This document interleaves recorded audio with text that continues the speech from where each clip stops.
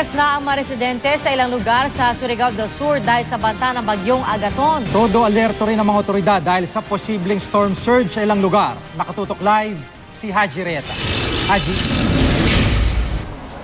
Yes, GKP yan, nagsagawa na nga ng preemptive evacuation ang lokal na pamahalaan ng Hinatuan, Surigao del Sur. Kagabi pa kasi ramdam ang bagsik ng bagyong Agaton dito.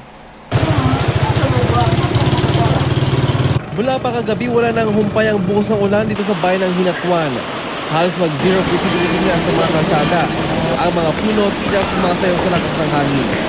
Ang pinangangambahan ng mga otoridad, ang storm surge at pag-apaw ng Hinatuan Bay. Aling Lydia Jacobe kasamang dalawang anak, dilikas na muna. Uwi na kami kasi kahapon lang kami dito. Palagi namang uwan, hindi naman ano ang uwan. Sige, uwan, kasi uwi na lang kasi ako. Sa Hinatuan River, halos wala nang makita kaninang pasado alas 2 ng hapon dahil sa lakas ng ulan.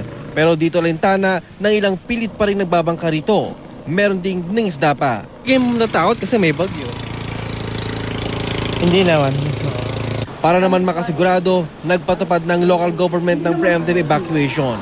Nag-order si Mayor for forced evacuation, then preemptive evacuation doon sa mga dwellers along shoreline. 10 barangay na malapit sa mga ilog at dagat ang minomonitor ngayon ng mga otoridad.